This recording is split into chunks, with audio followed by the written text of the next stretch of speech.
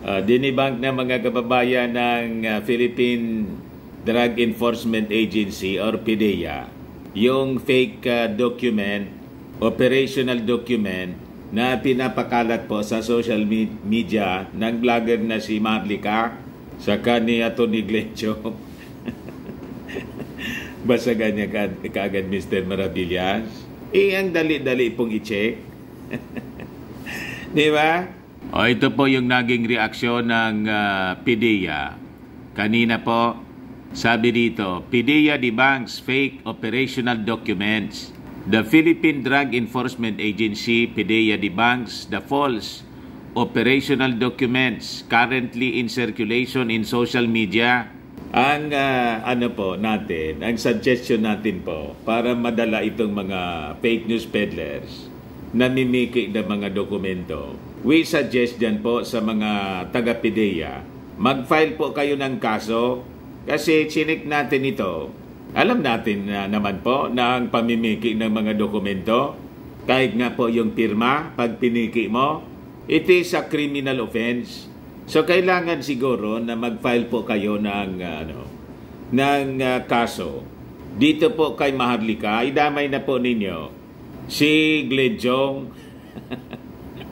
Kasi kasama sa nagpakalat po nito.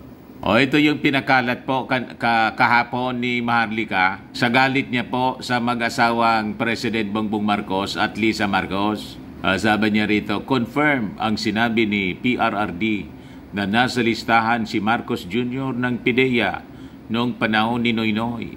Ayon sa ating puting ahas, nagipagsabuatan si Kuting at Lisa Tanas Diahas sa isang cabinet secretary ni Noynoy para hindi ituloy ang paghuli kay Kuting. Saka ng isa pang kasama nito daw. Sabay panawagan po ng pag-alsa. Para iluklok mga kababayan si Inday Sara. Yan ang kanilang agenda. O ngayon, sabi mga kababayan ng PDEA, 2 pictures of documents were posted online. An authority to operate and a pre-operation report, both dated March 11, 2012. PDEA ran a check through its plans in operation reports, management information system, or PORMIS, and found that no such operation was logged on said date. A critical feature of PORMIS is that one cannot insert or tamper with recorded operations. All pre-operation documents are serialized and recorded in this database. This ensures the system's integrity and negates any doubt on the data the system contains. In an age where artificial intelligence can generate realistic fake videos, spurious documents, and fantastic claims at heaving insider information, the public is cautioned to be more careful in believing such fake news. Kinalir na po nila nito mga anti-Marcos ang magpalabas na mga fake news. Nagtutulong-tulong po sila, yung mga vloggers po ngayon, mga anti-Marcos vloggers. Kinarir na po ang pagpapakalat po ng fake news. You see, ginawa nila nga na buhay. Kaya sabi nga po natin, para naman po mapanagot sa batas. Kasi may batas po tayo dyan.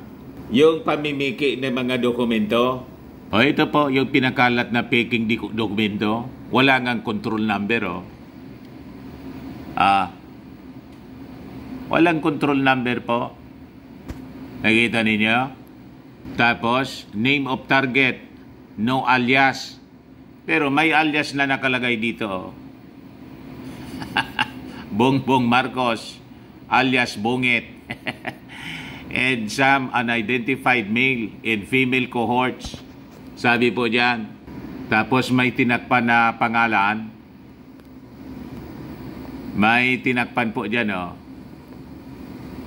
Tapos dito, yung team leader, mga kababayan, blanco kasi may tinakpan din po.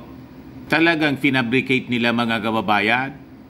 O di ba ito pa yung isa, authority to operate. Pati yung tawag dito, pangalan ng Isuzu, wrong spelling. Ganon ka-desperate mga kababayan, yung mga minions ni Maudigs sa paninirang puri sa ating Pangulong BBM at sa First Family. So malinaw na po mga kababayan, peke yung pinalabas na pinapakalat nila na document. Kaya sabi ng mga nagre-react dito, di ba pwede kasuhan yung source at mga nagpapakalat at yung isang abogado daw? Meron pang mainstream media, pinikap ng Daily Tribune po. Di ba? Yun na nag-publish, pinatulan po si Marlica. Tayo dito mga kababayan, kaya nababanggit natin itong taong ito. Una, yung nagpa-press con, hindi man tayo nagbabanggit ng taong ito kasi alam natin kung ano yung motivation. Pero nung magpa-press con po, yung isang fashion designer na naka-base sa Amerika. So, pinakinggan natin, isa tayo sa mga nagtanong doon sa fashion designer na si Poy Quiñones, nag-file po ng $2 million na cyber libel laban dito sa vlogger po na si Maharlika. So ngayon, nabanggit natin kasi ito yung kumakalat na naman po. Talagang matindi po yung hatred. So kailangan siguro yung ating mga authorities ay hindi lang idibang ito ng PDEA kasi apektado po yung agency ninyo. Ginagamit sa katarantaduan sa pagpapakalat ng fake news. Filean po ninyo ng criminal case. Ito po, falsification of private or public or commercial documents. I-research ko po, the crime of falsification of documents. So, pwede siyang kasuhan mga kababayan. Sabi diyan, a more common type of falsification involves the commission of any of the following acts: counterfeiting or imitating any handwriting, signature, or rubric. Ayan, making untruthful statements in a narration of facts, altering true dates, making any alteration or intercalation in a genuine document which changes its meaning. Pasok na pasok po yung ginawa ni Marlica. Klaradong pamimiki po. Falsification of document. Issuing in an authenticated form a document purporting to be a copy of an original document when no such original exists, or including in such a copy a statement contrary to or different from that of the genuine original, or intercalating any instrument or note relative to the issuance thereof in a protocol, registry, or official book.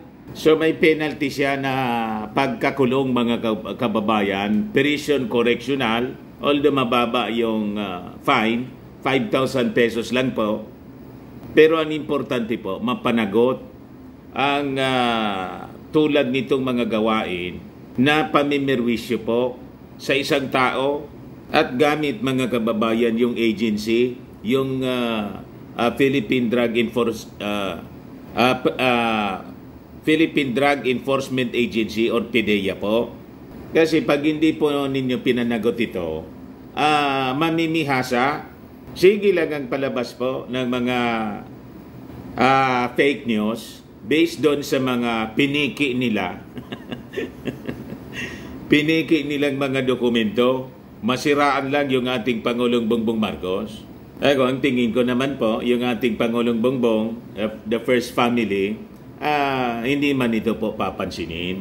Hindi man po ito papatulan. Pero yung concerned agency po, na ginagamit, kayo na po yung gumawa ng aksyon siguro, yung PDEA na mismo. Kasi ang ginagamit pong document, yung sa inyo, pinipiki yung document po ninyo para magamit sa propaganda, black propaganda sa ating Pangulo. So ganun po kadesperado yung kampo ni Maudigs. Di ba? So ito na siya mga kababayan, as published by the Presidential Communications Office, yung reaction po ng PIDEA. Sabi po ni Jack Avila, alam ko agad, fake yung document. I should know. Kasuhan yan si Maharlo Kaluka, pati yung nag-provide ng fake document na yan. Sabi ni Don Fideles, this should be investigated in the House or Senate. In aid of legislation, dapat mahuli ang mga nagpapakalat ng fake news. Sa bansa, kawalan ng disiplina ang sisira sa mga sangay ng ating government. Let's fight fake news. Dear PIDEA, find a way to make her accountable. Ensure her, ensure integrity ang nakasalalay. Kung ganyan lang ang statement ninyo, dinadawit na nga, pinangalanan pa sina Ochoa at Marimar. Galit po yung mga tao. Sabi po ng isa pa si Maria Carriazo, dapat makulong kung sino man yang gustong ibagsak ang presidente. Yung mga gawa-gawang document na nakakasira sa presidente ay dapat mabigyan ng leksyon. Ang dami na kasi nilang vloggers na nagpapakalat ng fake news at pinaniniwalaan naman ng iba. Napaka-obvious naman, nagawa-gawa lang yung papel na yon. Kung matalino ka, makikita mo ang fake document, pero di naman malaga sa kanila yon. Ang importante lang ay makagawa ng kwento at chismis para makasira ng kapwa. Sabi ni Nilia Lian, si Maharlo Kaluka ang bangag, di lang nabigyan ng pwesto, nagngangawa na. Dapat ang tutukan niya yung mga kasong isinampa sa kanya. Mahilig talagang gumawa ng mga fake news yan, kahit di totoo, pinagkakalat niya para manira at magkaroon ng revenue. Marami siyang nauto at napapaniwala, dapat huliin yan at kasuhan. Sabi ni Samantha Rose, ingot lang ang naniniwala kay Marlica. Contents niya, puro lang trash talk. Ang dami siguro problema ng babae. Ganon mga kababayan. Buti na lang yung ating Pangulong Bongbong Marcos, mabait po. Hindi man pumapatol sa mga ganyan. Trash talk nga eh. Di ba? Ba't po ibababa ng First Family ang kanilang pagkatao sa ganitong mga uri ng ganitong uri na mga kwento? Pagsayang lang ng panahon. Napakaraming dapat pong ayusin. Sabi ni Hermenildo Juan Corildo, mas mahusay pa yata gumawa yung recto. Alata masyado eh. Sabi ni Bonifacio Eria, peke talaga yan. May mga pumatol na abogado po, parehas na disgruntled kasi. Si Glenn Chong, tapos si Trixie, pinatulan. Ganon katindi, mga kababayan, ang kanilang frustration sa buhay. Hindi makamubun po. Anyway, yan man lang po ang ating short video ngayon. Ako po si Dante Maravillas. Bye-bye po. God bless.